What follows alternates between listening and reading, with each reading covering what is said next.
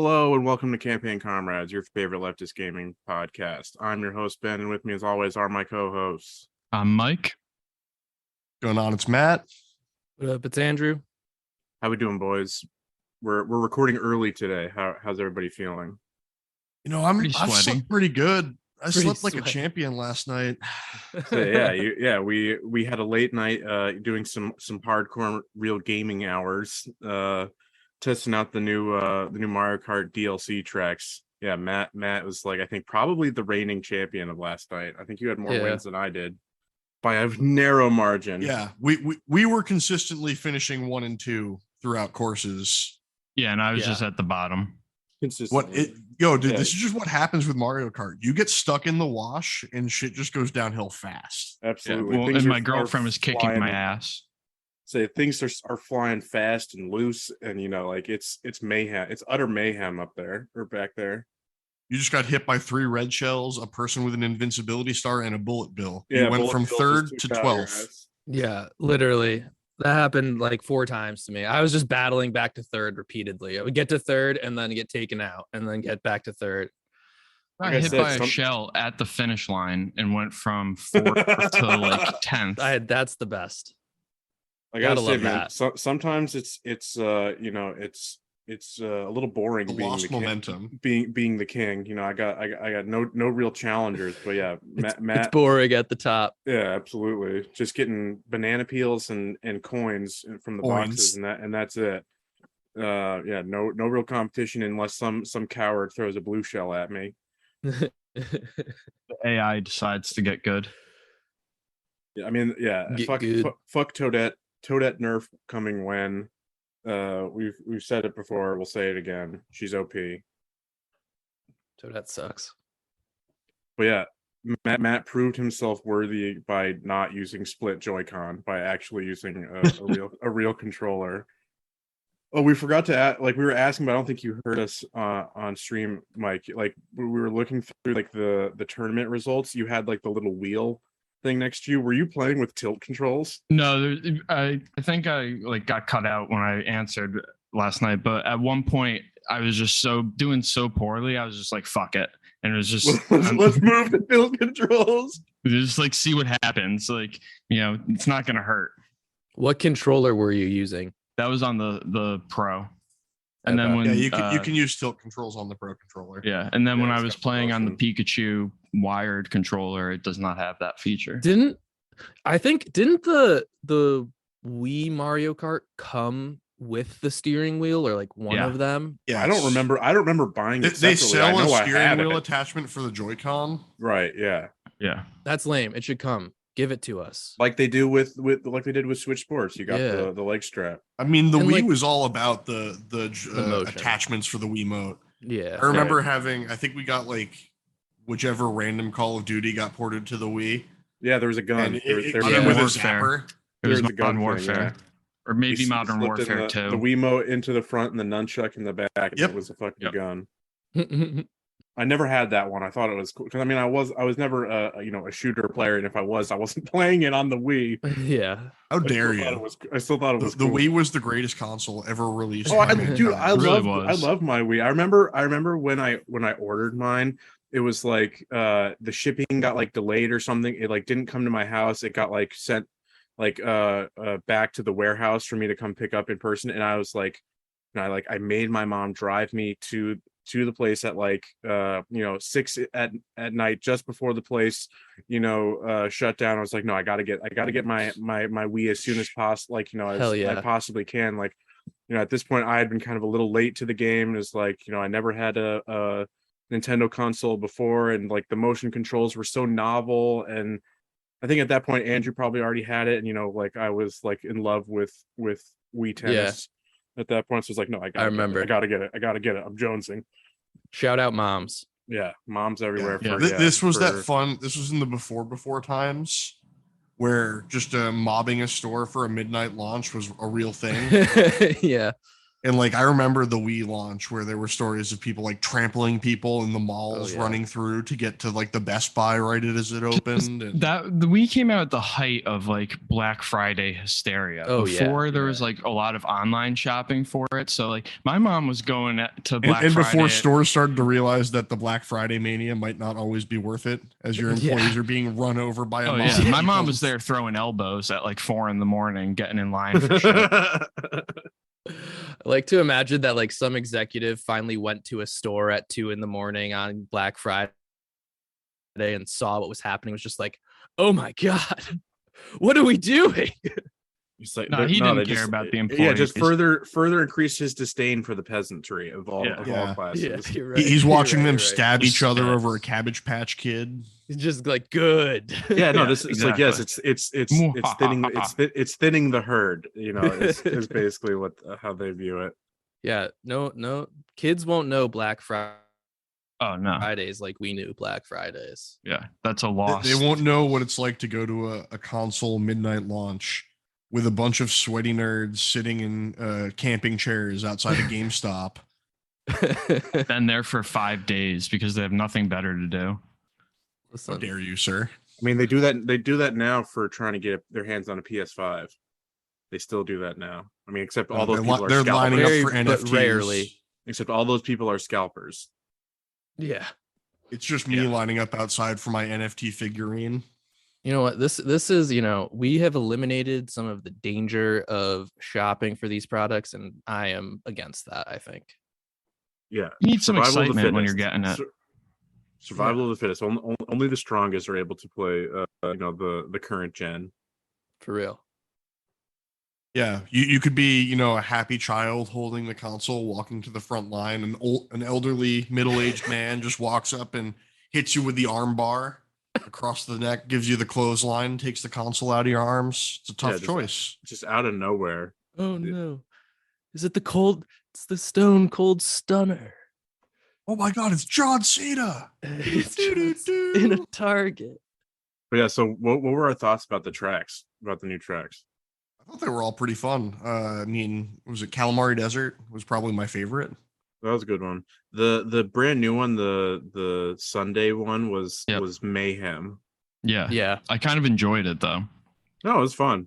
Yeah. But man, Waluigi Pinball for me was you're right. Waluigi Pinball might have been the best of them all. Yeah. Yeah. Especially if you could get that run down the middle there where you didn't hit any of the balls with the bumpers. Yeah. Pull a drift around the final bumper to get a boost out of it. Oof. And so you don't get fucking paddled. That was so fun. It's just cruising through the middle to see one of you guys just get owned by one of the paddles if you get stuck there. So you and I were neck and neck for first at that point, and then I got paddled. Yeah. Yeah, I bodied you into the corner, and it's just like, eat that paddle. But yeah, Waluigi Pinball, the raw sexuality of anything Waluigi, definitely elevates it above and beyond anything else. I can't wait till we get a Waluigi game. Like, it's gonna have to be a VR game. Nope. It's gonna have to. Hold on, this is my Waluigi game. A dating sim Waluigi. Yes, exactly. Waluigi's at the bar. He's doing like a meet cute type thing. Like, he's just. It's a pickup artist game. Yeah, exactly. You have to nag. No, he's just at the bar cruising. He's looking to pick Barney up the hottest Stinson. chick. He's just got being a playbook. sly.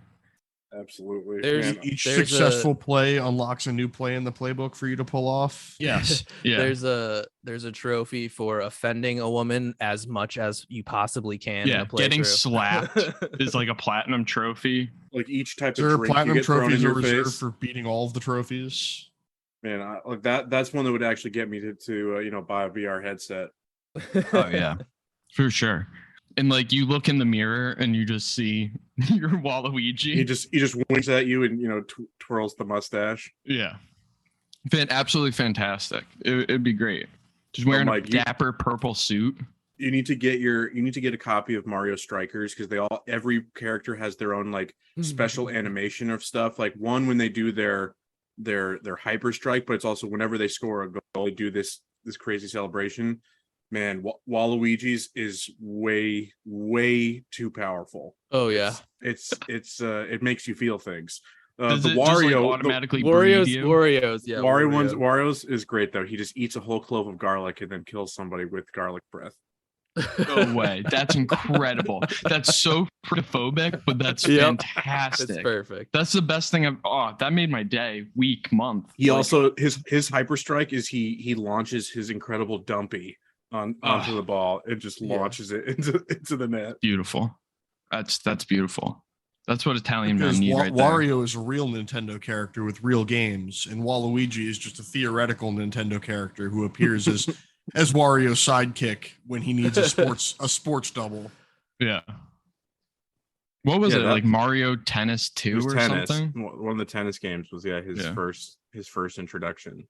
Waluigi has never had his own game, and I'm at the point he will never have his own game. I mean, let's just make knows. it. It seems like Nintendo doesn't care about that IP. I'm sure they'd license it to us. Be a pretty penny, but I mean, like they push the boundaries with him every time. Like I remember, like we're really gonna push it. Yeah, it's like when Strikers came out, people were like, "How did like Nintendo approve this animation? Like this is incredible." I'm gonna have to look it up now. The person who drew this, is like has a special brain, and by special I mean a beautiful brain. Yeah, they saw that, and they were like just the right amount of horniness, not like Bayonetta, where they. Well, Ben, we've discussed this with when we were watching JoJo. You're like, how did this get out of Japan with their very strict LGBTQ views? Right. I was like, to say this as. JoJo from the seasons until you get to Jolene, are all so gay, and I'm not going to say that's obviously absolutely not pejorative in any sense. They're just really, really gay, and it's like the obsession with the male body and whatever is just so big beautiful men posing. Yeah, it's just so blatant. Yeah, I mean, I'm sure Donald Trump would love JoJo then. Yeah, loving those big beautiful men. Like I said, like the first part one of JoJo is too self-serious. Where after that, you really get the understanding that the show is about doing spoofs and goofs with your sexy friends. Yeah, it's bizarre adventures. Yeah, that's what it's all about. Is JoJo the one, Matt, where you sent that butcher shop scene? And the two big guys like flex on each other. Oh no, that's Full Metal Alchemist. That's Full Metal. Yeah. This is how real men greet each other. That's General Louis Armstrong having a flex off. Because that had some, I appreciate the you're gayness there as well. You're not you're easily mistaken with that is very, very JoJo-esque in that scene, definitely.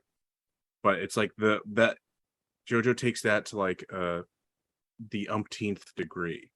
I mean, we all know and understand the male form is far superior to the female form. So, bring it back to video games though. There's, I'm constantly seeing stuff about the JoJo Fighter game.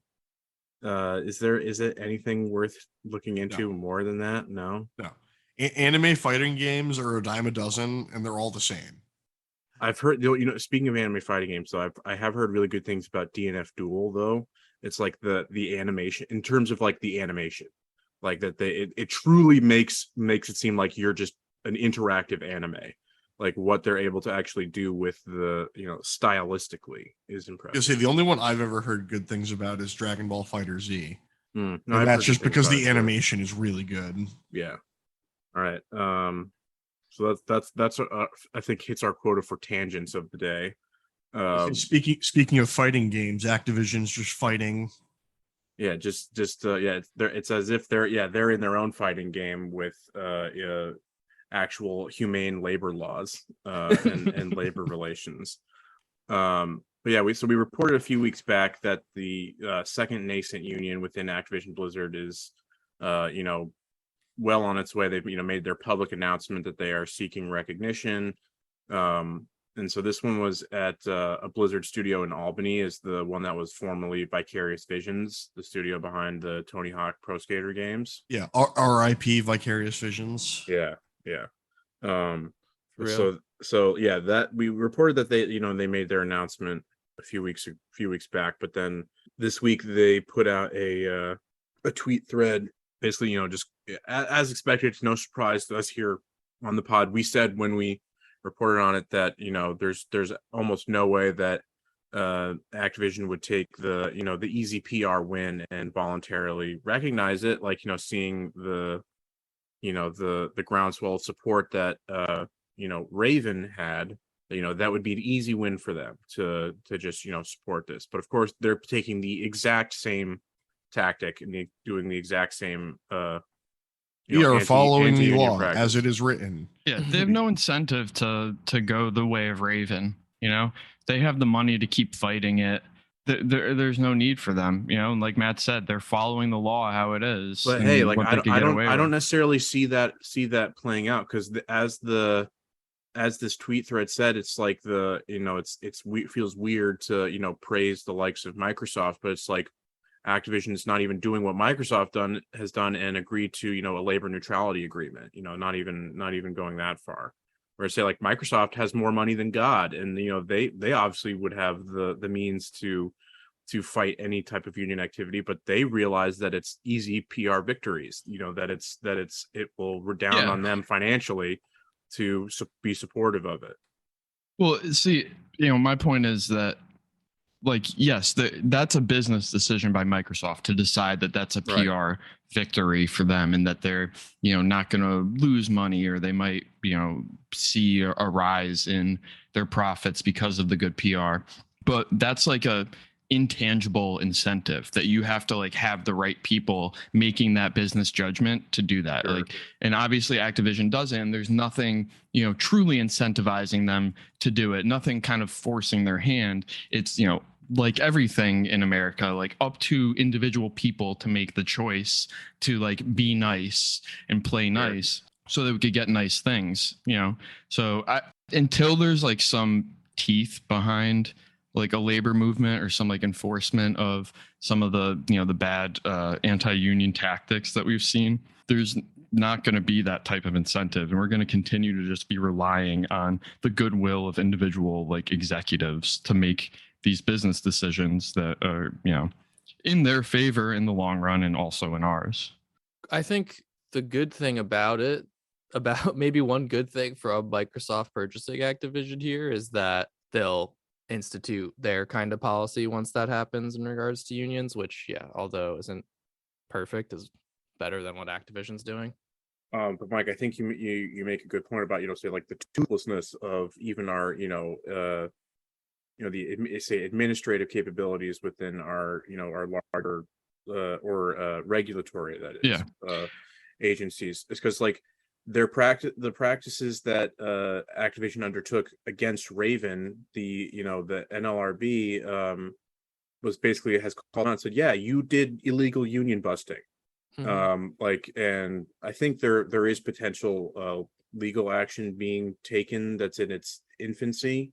I don't think it's gone anywhere yet, which is what allows them to like they're continuing the same exact process. Like they hired the exact same firm again, this Reed Smith firm, an organization that offers quote unquote union avoidance services. I applied for a job there as a summer associate because I wanted the money, and I didn't make it apparently, or obviously, and will be a lowly tenant attorney to infiltrate them. He's actually just covering his own tracks. He's working there full time, taking all of our statements, holding them against us. Wish. I'd be building a digital archive right out of fucking law school with potential for like half that and a bonus. It'd be fucking awesome. I'd have no debt. But here I am trying to. Well, that's not entirely true, because your soul would be in debt. That would weigh heavier than the financial debt that I have, for sure. That's the real balance that you have to craft, especially now in the industry you're in. It's like, do I take the money and hate myself? Do I want to work and get a salary of $300,000? But work for like 40 hours. Fingers and finger gun you, and like, do you want to go do some anti-union work? And you're like, well, I guess work 100 hours for $40 an hour. But seeing like the reaction of like Activision spokespeople and whatnot is like doing literal brain damage to me. Like It's again the exact same line. The only difference here are the number of people and therefore the percentage points. Like that's like in this case, it's saying it's being made by fewer than 15% rather than fewer than 10% in the case of Raven. But so they're doing the whole thing of like we think it's unreasonable that that. So their quote here was, given the significant impact this change could have for roughly 150 people in Albany, we believe every employee in Albany who works on Diablo should have a direct say in this decision. So it's like their whole thing is trying to expand the vote outside of the actual organizing block to, in a what is to us transparent bid to dilute support. Yep. But to them, and we saw them do that previously. Yeah, it's all couched in it's like, we want this to be, as this process to be as quote unquote democratic as possible, to everybody have a say. It's not fair, but they're not saying who it's not fair. They're completely, well, it's not fair to those other employees that really don't want a union. Yeah. But it's like, it doesn't affect them. It doesn't affect those people. They're not in this. They're not in like the same position. It's well, but there was. It's not demanding them to make it. It's not going to demand them to like say to This is also a bullshit argument, but it's not like they're having to pay union dues. Right, no, but it doesn't change anything for them. But what they're trying to do is something that we looked at. I can't remember which of the many like union busting. It might have been Raven. I think it was Raven, where they were trying to. I think that's where they ended up putting the QA testers, embedding them. Yeah. And like this is same type of tactic of like dilution of because there's under a Trump NLRB ruling in which like you had to have like substantially different roles in order to like exclude people from the union. So once you start like commingling roles like that, it becomes harder. And so that's what they're doing here. But so one thing I just want to point out, and because we were discussing consultants and like the consultant grift before we went live or we started recording. And this is just another perfect example of it. Like attorneys are the ultimate consultants and like the ultimate consultant grift that just leech off capital. And what they're doing here is, a Reed Smith partner is probably charging upward of $2,000 a fucking hour to literally copy and paste.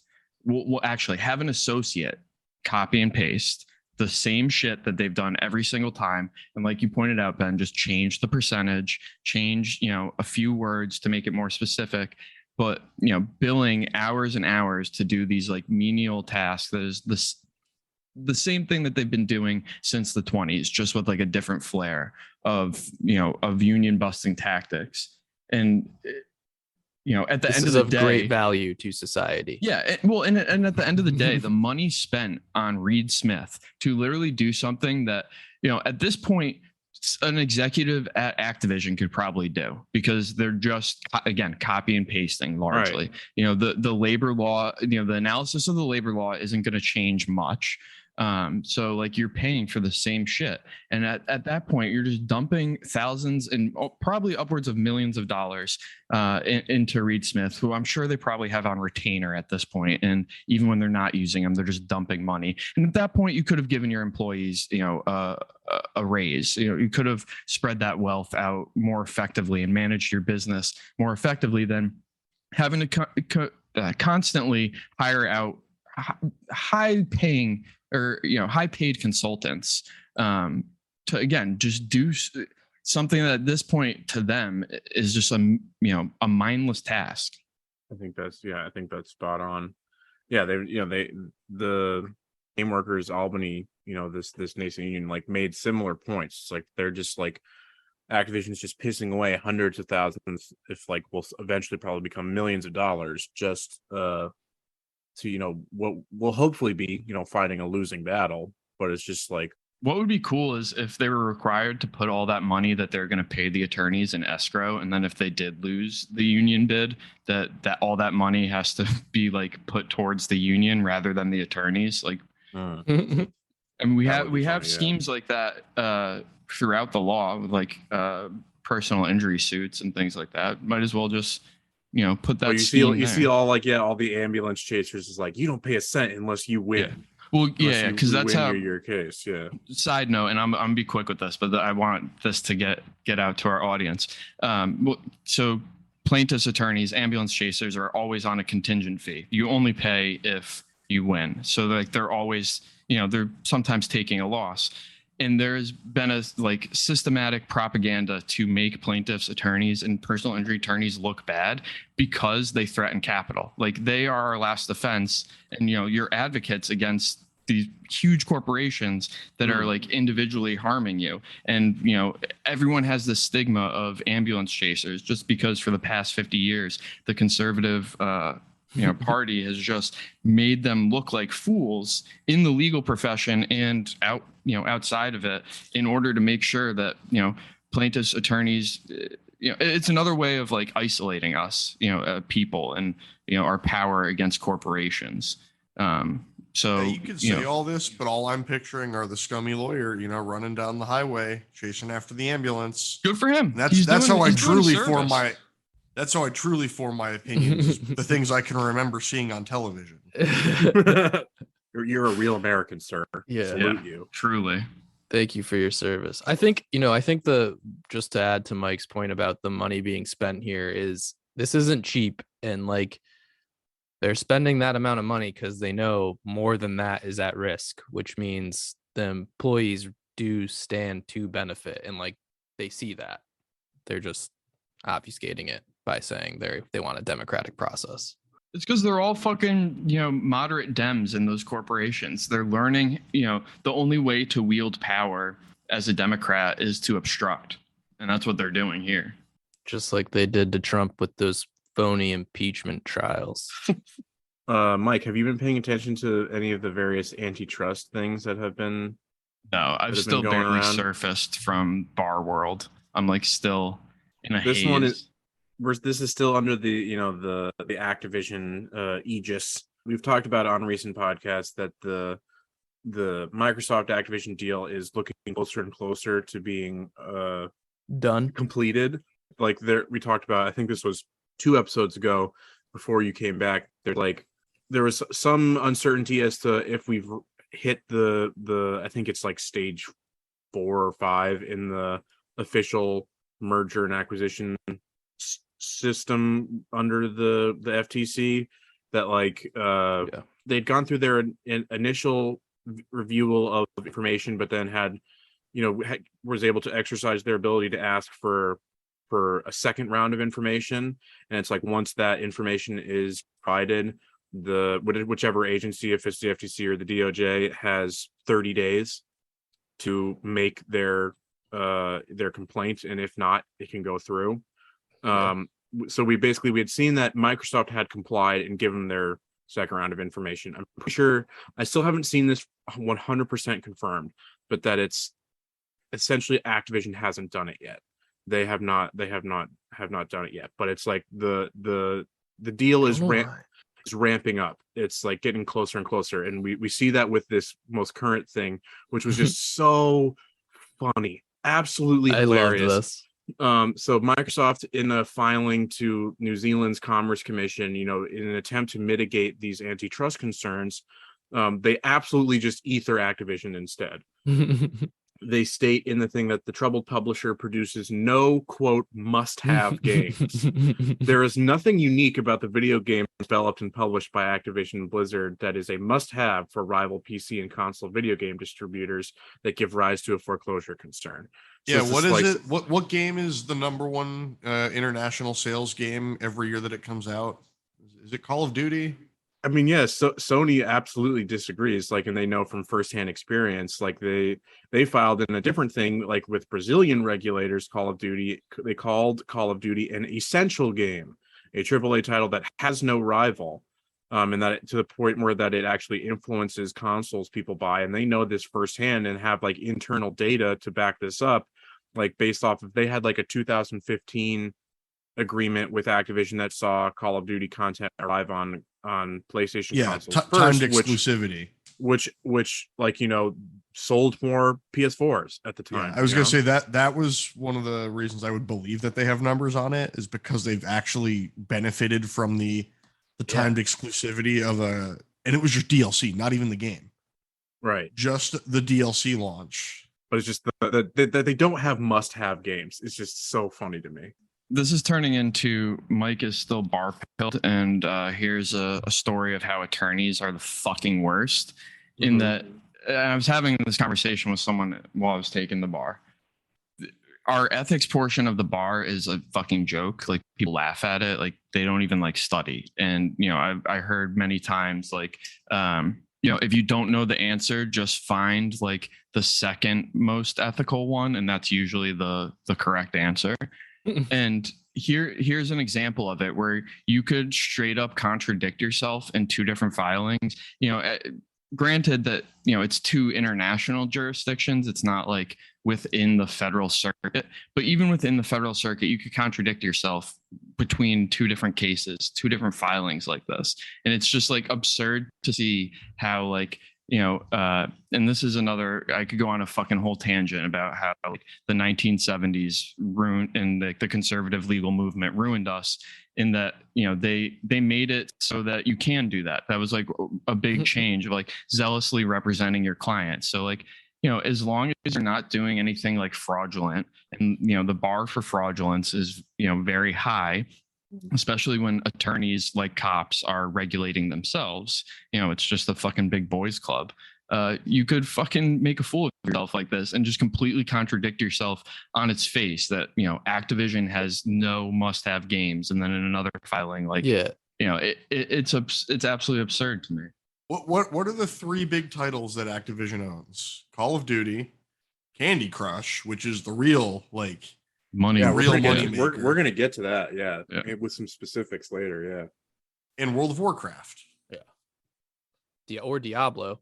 And I mean, like, imagine if that's what they said to like the street when they announced the acquisition. They're like, we're buying this company we think doesn't have anything good. Yeah, because it doesn't have anything good. Like, imagine saying that to their shareholders. Right, exactly. You know, like, that's an absurd statement. Stupid amounts of money on a company we think doesn't have anything worth buying. Unheard amounts of money in the industry. The largest deal in the sector ever. If that's the case, then they're not upholding their fiduciary duty of care to the corporation, and then, you know, those board members or the executives that wanted this merger should be fucking fired. You know, like, there's just so many inherent contradictions. It's absurd. Not even a contradiction to me. That just proves that it's just them straight up lying to the New Zealand Commerce Commission. Like, it's not like my point is, it's like not even seen as lying. It's seen as zealous. I know, I understand that, but like, you know, it's crazy to the non-lawyer. Like, that's pretty definitive proof. I mean, if the lying only induces like fines, that's just the cost of business at that point. I think also funny is like, I know there's probably technical reasons behind it, but it's like, you know, the fact that like who thinks that New Zealand is gonna throw roadblocks in this deal. They're just gonna do this for the PR thing that they can put out there, where they can, you know, take this quote and they can, you know, spin it through a bunch of different news sources to try to just get it out there into people's minds that like, oh, this isn't a big deal. Like, they're not actually like getting that much. Like, it's also about you're not wrong there. And back to Ben's point about like how the deal is, you know, soon to go through. One thing I want to point out is, especially, you know, with this article about the New Zealand Commission, you know, the US isn't the only one that can stop it. In practice, they are, like, because I would doubt that, you know, another country is really going to, you know, push back on a U.S. corporation, especially when the U.S. said that it's good to go. But in theory, that could happen. The EU was able to do it with the iPhone. They were able to push some you need USB-C, like, to be in line with everything else in the world.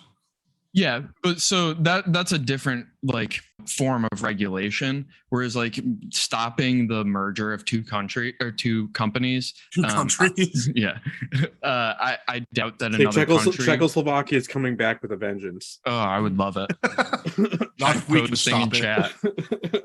But like, so in theory that could happen, and it's interesting that, you know, it was New Zealand. It would be more interesting if it was Australia, because they're pretty progressive with their antitrust laws and have been looking into ways for like independent contractors to like unionize and work collaboratively, which is something that in the US we don't have, and actually throughout the Western world. That's just them doing a hand wave over here so they can continue to kill the Great Barrier Reef without having to pay attention to it. Yeah, and just like burn the whole fucking continent there. You're right. Australia, at least, it has some significant financial centers. Like, what does New Zealand have? It's just a country ruled by sheep. Yeah, exactly. There's literally more sheep. Hey, sir, I will have you know that when you travel to New Zealand, most of the tourist facts are about the Lord of the Rings filming. Oh yeah. There's some pretty crazy tours that go through that. But yeah, so I guess my point was like, it probably is coming to a close. You're right, and we'll see it go through soon. But maybe they'll there's announce a it going surprise Hail Mary quietly, from the EU. But they'll block something loudly. They'll be like, oh no, this one merger can't happen. That's too much. We're going to put a foot down about this and write a whole big constitutional argument. But then they're going to be like, don't worry, Activision, you went through and no one noticed. Oh, we talked about it again on that same episode a couple of weeks back before you were back with us, Mike. But I'd be interested to get your insight on. We were kind of speculating on what possible reasons there could be why Activision would be putting their feet down, dragging their feet, that is, to giving that second round of information. Why they wouldn't want to kind of like, speed it through as fast as possible as well. Yeah, I wonder if it's like one of two things, or both working at the same time. Just a disorganization within the organization. We've seen that to be borne out. Absolutely. Exactly. So like it may just be like it is taking them actually a long time to gather these documents, especially if like certain employees are like the sole holder of those documents, and especially if they're like physical, which in the Activision's case, I would be, it would be odd for me if like they had, corporate documents that were like only physical, that like some one person had them. But it could just be a matter of like people, it's pulling teeth to get certain things, especially if it's like calculations or like financial projections, things like that someone has to like physically do. And Activision's being the company that is acquired, like those employees, the people there are more likely to be the ones dragging their feet. So like that very well could be a reason. Also could be like what Activision is going to be showing in those documents is not great. For whatever reason. That was my thought. They show them the documents and it's just a frowny face. Yeah. My thought is that they're basically trying to like collect as much as possible to try to bury any potentially bad looking stuff. Or like it turns out that Candy Crush runs on to go souls through of children. Yeah, it's the Ursula Le Guin short story where it's like the world prospers but one child suffers.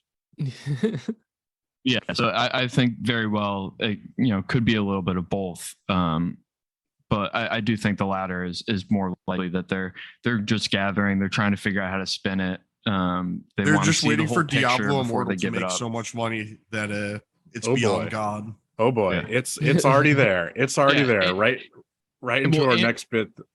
Well, I was going to say, sorry, before, I know we were trying to segue there, but even I don't know the internals of like the people at Activision that may be like actually dragging their feet and not want it to go through. And there may, because they're the company being acquired, that may be the case. And like if they give it more time and drag it out as much as possible, and like things change in the market, or a game does better, wait for a more favorable time to release it. Yeah, like anything, like they could just be trying to play with time for whatever reason, or all of the reasons above. But you mentioned Diablo, Matt. Oh boy, it's breaking records. It is now the second mobile game to hit this significant financial milestone in the fastest amount of time. It has brought in $100 million in 8 weeks. Only Pokemon Go has hit that. I don't think anything will ever surpass that Pokemon Go number for a long time. And it did it that one did it in 2 weeks. The summer of Pokemon Go is a thing that you can just say to someone and they're like, I remember it like it was yesterday. It almost Does Pokemon go to the polls? It almost How dare you? Had world peace. We almost had world peace when Pokemon and Go it was truly a mark of like the before times ending and the bad times beginning. Like July 2016, that's when it all started going downhill. It was a better time back then. Funny. The worst thing that could happen to you is you'd be walking down the streets of Montpelier playing Pokemon Go on your phone, and a person would pull up to the side of the road and go, "Is there anything cooler out here? Should I get out?" Be like, "There's a Lapras over on Church Street." Yeah, I made hella friends. I remember that too. First time I ever talked to people in New York City. Yeah. So like friendly. This story is really dystopian. So this person admittedly is a content creator. This isn't just like you're a random, kind of just, everyday your average regular Joe gambling addicted sicko. This is a person who's gambling addicted sicko. Yeah, who's getting paid to do this. Essentially, like this is spending money to make money type of thing. But this person spent upwards of $100,000 on their character for Diablo Immortal, getting themselves all kitted out for the end game content.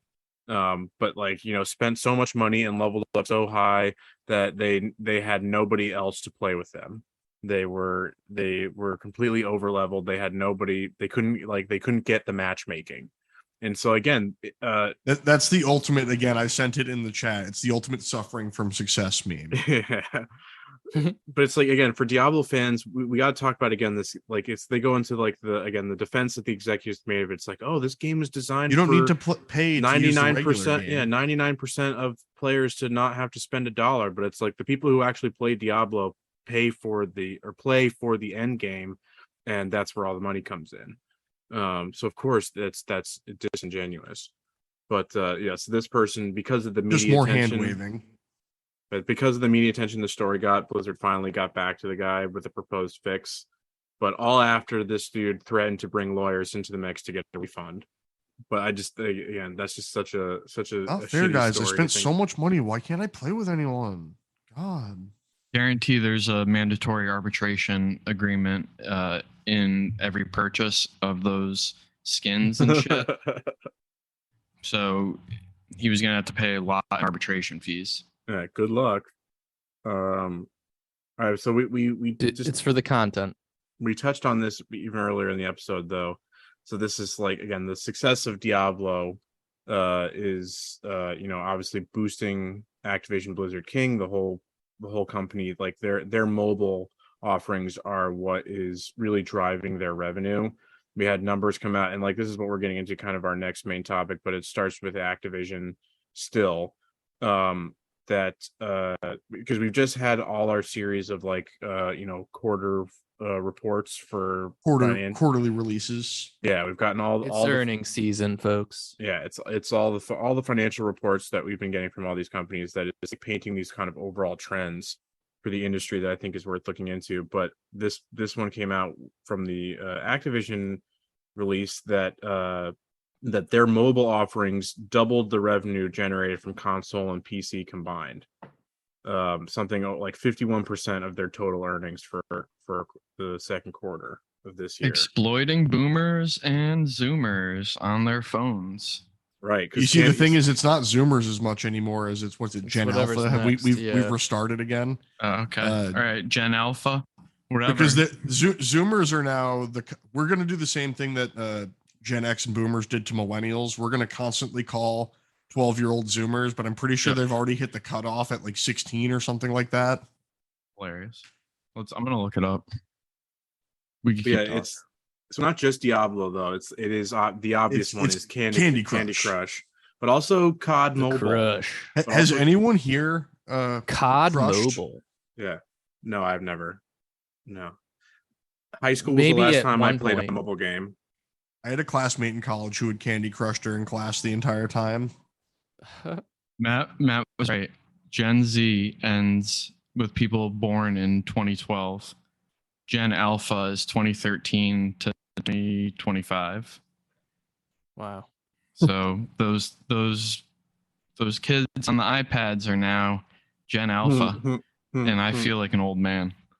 Yeah, we're just going to be better than the previous generation and not blame the older generation for eating Tide Pods. But yeah, so with Diablo's help, though, their mobile earnings for that basically it is basically King, and now the bit with Blizzard. I mean these games are from all three. Candy Crush is King, COD Mobile is Activision, and Diablo is Blizzard. But their the mobile unholy earnings trinity skyrocketed by an incredible 462% in year-over-year earnings. Is that good? I don't know. I'm not a numbers guy. You tell me. I wish it was 469. So that can actually be looked at only. as bad, because if you could build yourself off the model of you want an X percentage of increase every year, having a huge jump like that one year can make it almost impossible to meet that type of a goal. And that's next year. We already know. 100%. We always know this. That's what capitalism demands, is constant growth. And so that's like what we're going to get into these next bits, is that like all these reports are basically showing that it's like you're seeing all these articles like, oh no, it's like the video game industry in trouble. Like all these major companies are reporting quote unquote losses, it's like from last year over year. Meanwhile they're still because these things are unsustainable numbers. It's like these numbers are unsustainable, and that's where like you need to be educated on like how on statistical analysis and like the terms that they're using, and the fact that they're always reporting year over year, and as Ben pointed out, that the failure of capitalism, at least from our point of view, is that it's always looking for that constant growth. Well, that's when I worked at GE, one of the metrics that we had to meet for each production cell was a 10+% increase in hourly production year over year. Every year. Jeez. And it's essentially how much did that include adding new employees? No. Oh no, not adding new employees. You see, the thing is that the thing they discovered was that you can get the same amount of work out of the same employee if you put them on an automated cell instead of having them do it manually. So now they're just loading ingot into a conveyor belt, and then robot arms do all the rest of the work. That was their new solution. Automation. Woo. You don't know true fun until you've watched a like multiple $1 million robot arm crash into the side of a machine because it was improperly programmed. Oh no. But say at that point the machine is doing praxis. Yeah. For sure. So like, I mean, there's a bunch of numbers here about what the breakdown for the earnings from Activision, but I don't really think that's that important. But what I think it is interesting again is that despite the mobile kind of shooting off, and we've seen that played out. This is not anything new. It's just that mobile is the sphere. People are back in the wild. People are going out of their house and their phone becomes their gaming console again. Yeah, that's the sector or the subsector, I guess, that is seeing that is continually seeing growth. Like that's the one that has the most potential. Well, think of all the boomers that are back in the office for no reason, because we think that COVID is over and we think that every job needs to be micromanaged with a strong hand, just on their phones again, diddling away, playing fucking Candy Crush, spending money. Taking a shit on the employer's time, Candy Crush. Activision making money. The one thing that I do think is interesting here is they were definitely less efficient with their earnings. So just the fact that their revenues went down 28% year over year, but net income was down 68% means that they're spending a lot more per dollar of revenue than they were last year. So that's due to our the pandemic boom of video games was always going to pop eventually. We're still above the pre-pandemic levels. Yeah, that's really what's happened, along with supply chain issues hampering things like that and causing expenses to rise, which we're about to see again. Thank you, Nancy Pelosi. But like this one makes me feel warm and fuzzy inside. That Call of Duty, a series which I again will always take the firm stance that I do not like, and is, are not only like, politically problematic, but are also just bad video games. Has lost 50 million players. Popularized a lazy trend in development. Yeah, 100%. But they've lost 50 million players over the last year. Wow. And just Activision as a whole is seeing a 12% reduction in their monthly active I asked users. a COD sicko about this. I know a couple of them. And he said one of the big driving factors for the COD community right now is that Warzone, which is the one that everyone was playing, is a rampant cheating problem that has gone essentially unmitigated. Because Activision wants to make a new Warzone, so why would they support the old one when they're going to be releasing a new one? That's a great way to push people from one to the next. But they've let cheating run rampant, which has pushed a lot of people off of the series onto different shooters. Like he's playing Apex right now. Sicko. Which is owned by our other favorite developer. Our other Axis of Evil? EA. EA. Oh, that's EA. They're EA. Yeah, they're EA. But yes, this was another interesting bit. They've been down so much in terms of revenue, income, monthly active users, but they've added 25% to their development teams at Activision. I mean, it's like cool, I guess, but those people are probably not being paid well and are being subjected to crunch and all to like put out these games that then they get harassed for when they're released in poor standing. This is unrelated to the financials and labor practices of Call of Duty and Activision, but this is more of a lore story about Mike, and Andrew may remember this. Freshman year of high school, wrestling team always play COD on Xbox Live. Mike had a terrible kill to death ratio. Don't remember what it was, but it was bad. It was really bad. And sub 1. Yeah, it was 0.05. And one of the seniors posted it on my locker in the wrestling locker room, just like the whatever percentage it was, which was like 0.00158, something stupid and ridiculous. And I was shamed for my kill to death ratio in COD. And it made you a stronger person. Bullying works. Bullying. And I eventually have like a 1-to-1 kill death ratio. Mike had a full-on training montage. True success music. Story. Yeah. He had an old man in a sweatsuit yelling at him while he was playing COD, sweaty on the couch. Did not do that for wrestling to become a good wrestler, but did it to video games in order to prove my manhood in shooting and playing COD. Even though you've shot regular guns before and didn't need to prove the fact that you had, it was virtually. I could kill someone with my bare hands. Papa Shambo trained me well. But so these I've said it basically already that these trends are not unique to Activision. We've got like report after report here. We've got more details here from Square Enix down in almost every category.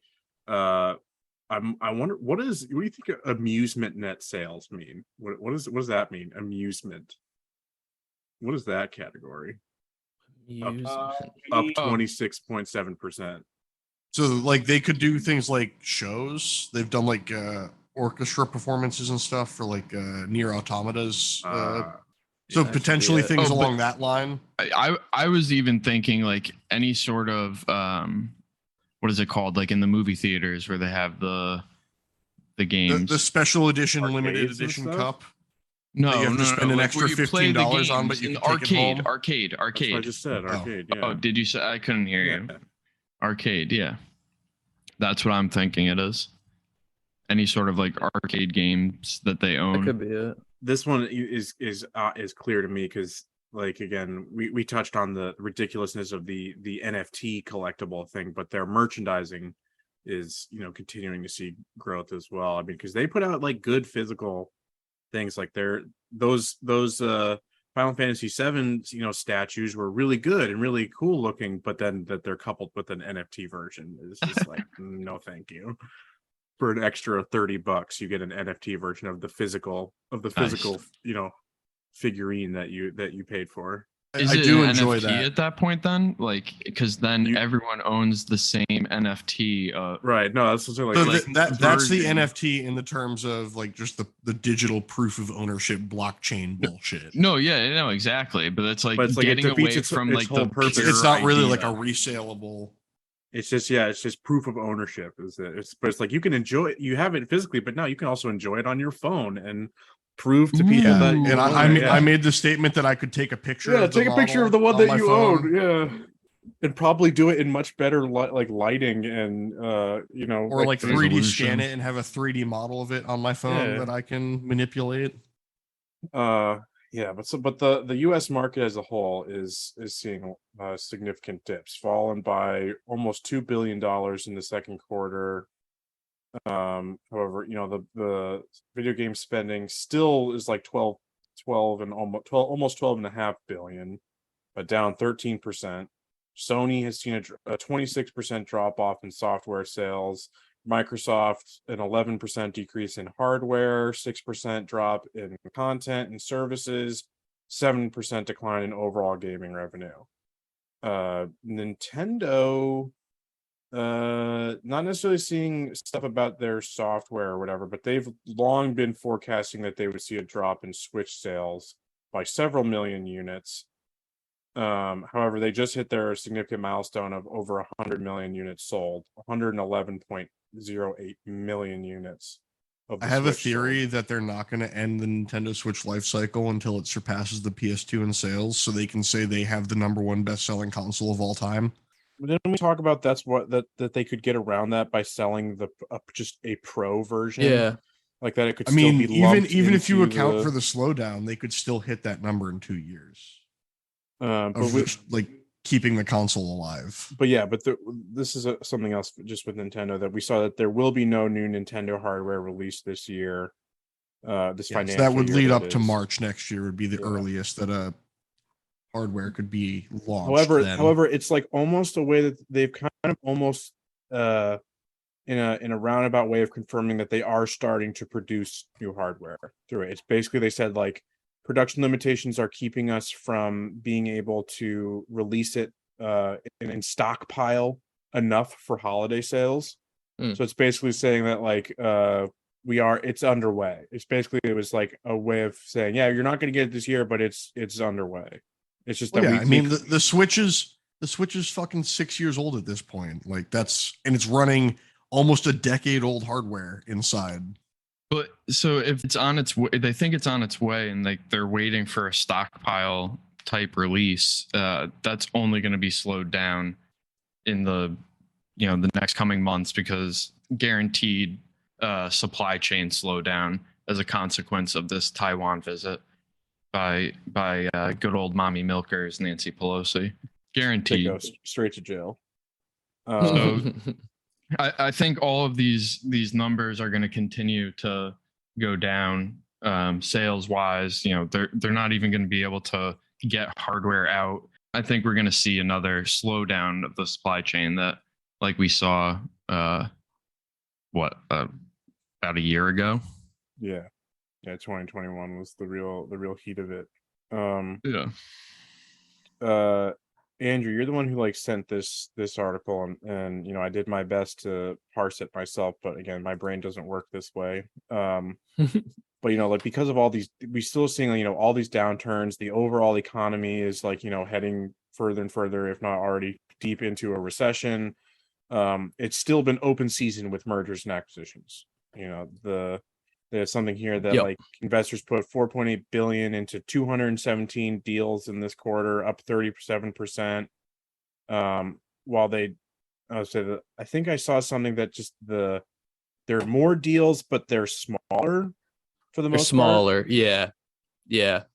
There's been more volume, but less dollar value, which makes some sense considering the current state of the financial markets and kind of how the rest of the world the financial world is reacting to the seemingly looming recession. So this just means to me that companies were still interested in merging, even though that's the reason why the dollar value smaller is they're not going to invest big capital right now, but they're still willing to make these deals happen. If we do actually have a downturn, we'll see the volume decline as well, because people will stop investing in general. It's not a recession. We keep changing the meaning of that. Yeah, definitions are not are never immutable. They're constantly evolving. It's a fluid situation. But man, despite these slowdowns and some of these more major corporations becoming a little bit more wary of these things, investors are still so fucking horny for blockchain gaming. They are still so excited. Nearly half of these mergers and stuff and the investments being reported are in the realm of crypto gaming. They're despite everybody else in the industry thinking it's bullshit, seeing that the markets themselves are crashing, they're like, nope, still seems like a good bet to me. Yeah, that one I struggle to understand. This has been my take on it. I've been trying to figure out why the blockchain has survived for so long. And the reason I think that it just won't die is it has way too much momentum. And I think I've said this before, but there's been way too much institutional, not even government institutional, but just private sector institutional investment in the idea of the blockchain. There's so many courses at law schools, at business schools offered about the blockchain. So many people are writing about it in those fields. There's just too much behind it. The investors have put too much money for the past 10 years or so into the idea of the blockchain. Right. They just don't want it to die. Well, it's just they can't afford to it. Because that's the point. Exactly. They put too much in it. It's they see that the winds are shifting, but it's fuck, we just have to stick our heads in the sand because we put too much. It's the sunk cost fallacy. Yeah. It's just that we literally just we have to ignore reality and make our own reality. Yes. Create our own future. Because they continue to offer courses on it and new courses on it in law schools and business schools. You guys see graduate programs. Jay-Z is doing a crypto school in the projects. Yeah, in the Marcy projects, ridiculous. Yeah. It has in their like you said, they're just burying their heads in the sand. They're creating their own reality, and they in their minds have to, because for the past decade, the hip thing in all of these professional sicko industries has been the blockchain. You are so many people got fucking tenured professor jobs writing about the blockchain.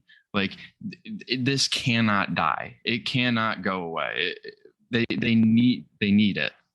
I do think I largely agree with you, but there is a slight distinction between blockchain and crypto gaming, which is something that just uses blockchain technology. Right. But I do largely agree with you. Crypto might eventually lose steam, and I do think it will. Using it that way, it's going to be regulated to the point where it won't matter. It's eventually, who knows when that'll happen, but they will eventually regulate cryptocurrencies, and when that happens, the real utility of them will disappear. But that won't happen in the reality of your head in the sand. It's just the worst part that's happened to blockchain is that it's actually got useful properties to it, but people are too focused on trying to make money off of it. No, you're correct. To allow it to be used for the thing that it could actually have function for.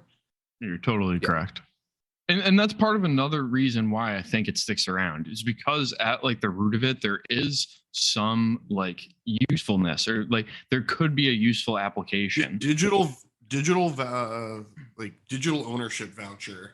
It has does have some sort of use to it.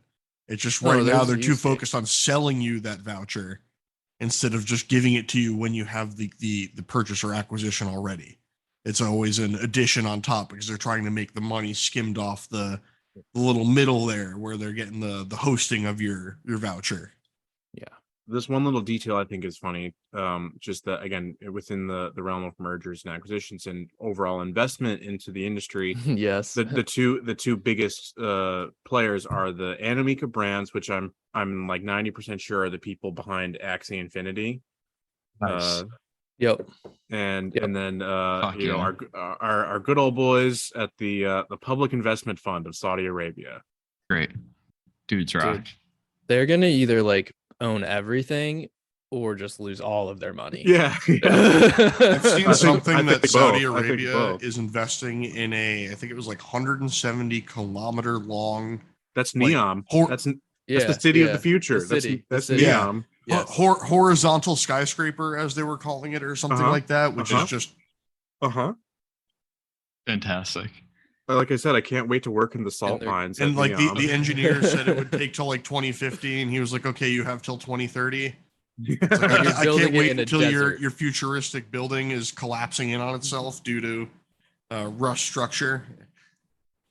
Cannot wait. Fun fact about a stereotype about Saudi men that I'm sure, and I in my headcanon applies to the sickos in the Public Investment Fund of Saudi Arabia. All the men, making these crazy investments, they like poop play. That's the stereotype. I mean, there's only one man making these decisions. It's Let's be real. Yeah, it's true. It's our boy, the Crown Prince. He's at it again. He's got cool initials. I don't know. He's trying to take over Nintendo. Yeah. Speaking of poop play, Tencent and Ubisoft, am I right, guys?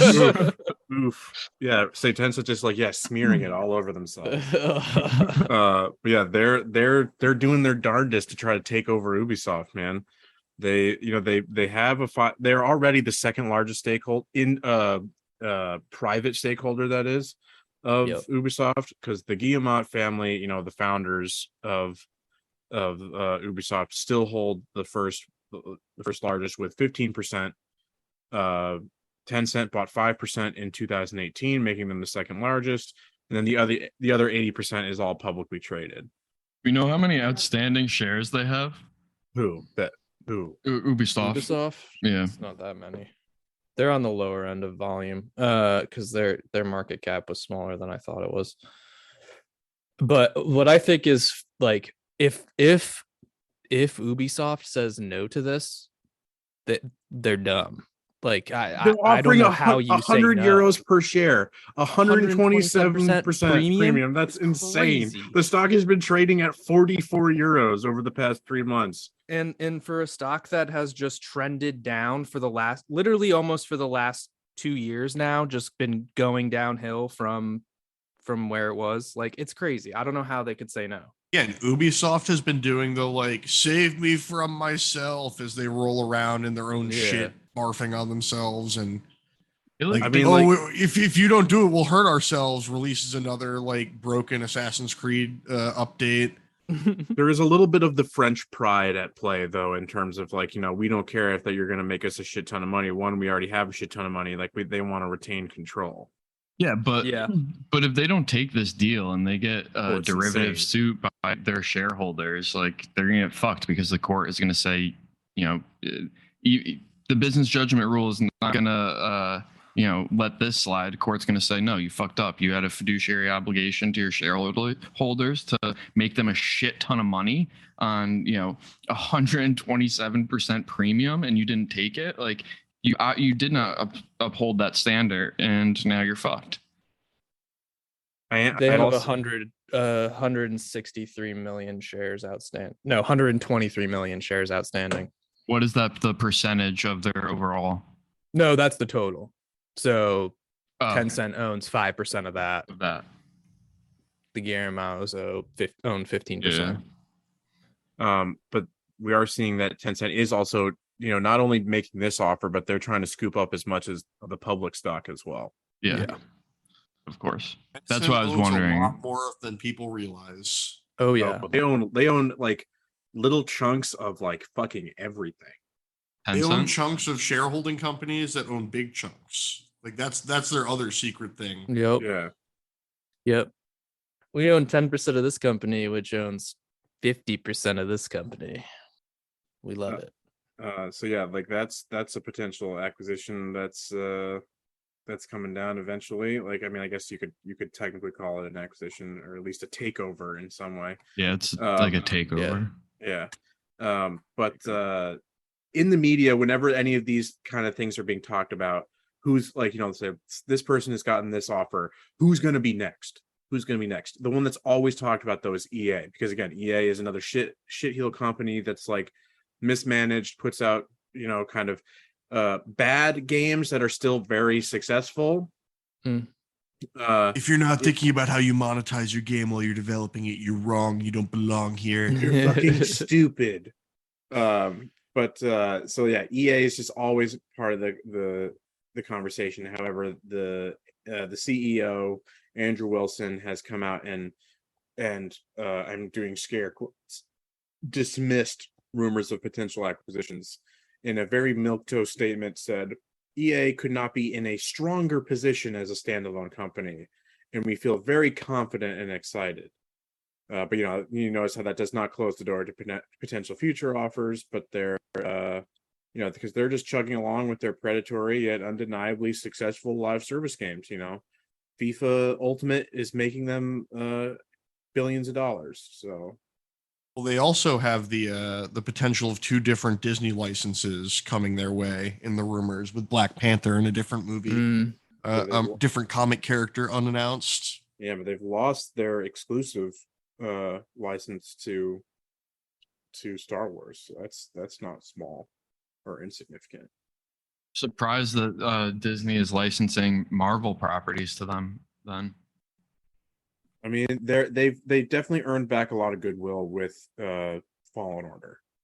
Like everything that they had essentially lost with Battlefront, they regained with Fallen Order. And speaking of Fallen Order, one of their most successful games to date, a single player game, they are EA is further doing their damnedest to walk back the PR shitstorm from their anti-single player games tweet, claiming that they are really, really important part of their overall portfolio. I have kind of like part of the whole statement here that's like, I kind of want to read just because it's corporate speak gibberish. It's I just want to put it out there, just like how absolutely and utterly meaningless this, but it's like this person is the CEO or whatever talking about. It's like I could, it's like, again, it's like how like utterly skillless these people are, and like how like anybody could do this job, and so like that they are not worth the money that they get paid. It's like, this here means nothing. This is all random fucking words thrown together in a soup. It's because they all jerk each other off in the PR world. They're all like fucking like Harvard and NYU grads and shit like that. That just. But it's like it's not even good business speak. Is the point that I want to? No, I know, and my point is that like they've just created that like culture where like that has become the new like good business speak. Right, because that's what they teach. That's what everyone fucking says. We're running close to the end of the time, but I do want to read this. So let's just try to get through it. The way we think about this is really less about which game and more about which motivations that these games fulfill. So we know that our players have these core motivations: inspiration, escape, social connection, competition, self-improvement, and creation. These things that bring us together as players of games in the creation of worlds, in the building of characters, in the telling of stories, is really important in the fulfillment of some of these motivations. So when we think about our portfolio and we think about building it out, we really think about it on 2 key vectors. 1, how can we tell incredible stories? And 2, how can we build tremendous online communities? And then how do we bring those 2 things together? So the way you should, when you look at our portfolio, what you should be looking for is, how are we doing that? How are we building these worlds and telling their stories? How are we developing global online communities? And how we bring these 2 things together for the fulfillment of motivations. And what we see when we get that is, 1, we grow our network, and 2, we grow the amount of time that players spend in our network and in and around our games. And as we think about single player games, we think it's a really, really important part of the overall portfolio that we deliver in the fulfillment of these core motivations. And the way we will plan for it all the time is really just looking at our community and looking at how they're spending their time and looking at where motivations may or not be fulfilled. And we'll look to supplement that with the addition of new online games, new multiplayer games, and new single player games. I don't have this section here, but then they have an equally long and pointless part saying it. But yeah, I'm going to contradict everything I just said, and it's still all about live service games because that's where all our money is coming from. I'm word pilled. Words mean nothing. It's ridiculous. Yeah. It just like this. All I kept thinking about was the Rick and Morty scene where Rick makes the true level for Morty, and then when he steps off, he's like, "Everything's a lie. Like words mean nothing. It's all fake," and he's just like freaking out. That's just how I felt reading all of these words. Yeah. I just think it's funny. I don't even think we need to comment on it. I think it speaks for itself, and that again, it says nothing. But it's just trust me, they're really, really important. Single player games, again, they've done the most to earn them any goodwill in terms of the actual community that they're trying to create and foster, and let's be honest, milk as much money as they can from. The action in terms of actual quality of games, that's the only place that they're seeing positive response. Because as much as say FIFA Ultimate makes them money, it's always in the news for having exploits, having poor performance, being having exploitative monetization practices. Yet all these piggies keep on eating at the EA trough. But that's EA is just every time someone else has got to step up and say, no, we're the worst video game company, it's like they got to be like, don't forget about us, please. Yeah. They crack their knuckles, a worthy challenger. Yeah. It's finally arrived. Yeah. Someone to test my strength against. All right, so Hi, I'm Goku. Hi, I'm Goku. I'm Son Goku. I'm Son EA. Our final story for today, and we'll just kind of move right into it because we're getting to that time. I'm sure you guys saw that rhyme time. It's all for folks at home who have been catching my streams. They know it's always rhyme time.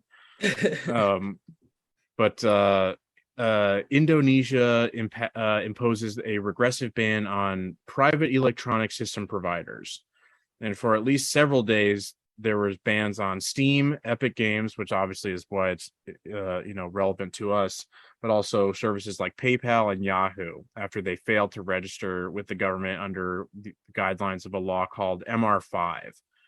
This law gives the Indonesian government the ability to obtain data about specific users, as well as coerce companies into removing content that, quote unquote, disturbs public order or is considered illegal. Nice. So there's no global standard for how data should be handled, like electronic data. EU has the GDRP, which handles it kind of novelly, and how it handles jurisdiction in both a person and the physical land. So it's funny because Facebook and other companies have been for years pushed at by different countries, and Indonesia being one of them, to give over data, especially on minority groups. Largely the gay community. Facebook, at least to the public, says that they never gave the data. Sometimes they did, sometimes they didn't. It's kind of how hard the government pushed, but all of these companies have, they participate in the only true international guidelines. It's when they create an organization like the Free Data Initiative Group of Global Power, and it's got 18 fucking more titles to it, and they come up with some standards that they aren't going to give over data to the government. So this is just one of those governments finally saying, fuck you. If you don't register that you're going to give over the data without us, having to poke you really hard for it, you're not going to fucking do business here. Yeah, and so in terms of actual significance, PayPal was the biggest deal because individuals and businesses weren't able to process payments.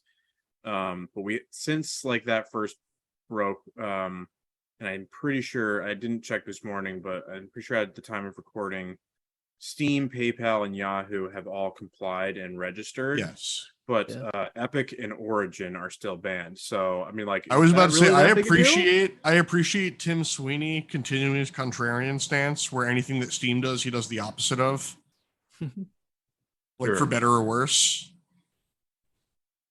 And yeah, of course, this is shitty, and it sucks that these companies have basically bowed down in our putting their business practices over the safety of their users is always shitty to see, but did we expect anything different?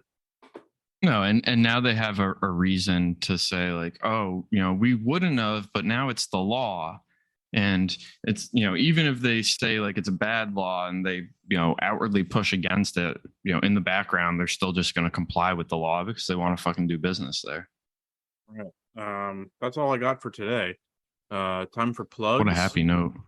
Yeah, way to end. I mean, yeah, again, it's if people are getting pushed away from Epic and Origin, is it really that bad? Nope. That's my stance. Is the owner of Epic, is he a libertarian? Yeah, I'm pretty sure he's a libertarian shit. He's a noted. I think that, to me, that's why he's not doing this. He's no, fuck big government. I'm not gonna comply with this. All right, so time for plugs. Plug a choo choo. It's the train. The plug train's coming down the track. Come follow us on and watch us stream on Twitch at campaign_comrades. Find us on all the socials. Check out our YouTube page. It reminds me, actually, I need to upload our stream from last night. If we got any trading card heads in the our listeners here, you could find me at Cut the Mic Gaming on TCG Player and buy my cards and give me monies. The deals arc took a bit of a went a little bit on the back burner. Yeah. No, the deal arc is back. It's back. It's in full swing. There's over 1,500 cards listed for your viewing and purchasing pleasure. So get on over and get the lowest prices on TCG. I appreciated the arm scratch there as a psychological tick of knowing that's a problem. All right, gang. Until next time, we will see you later. Bye. Bye-bye.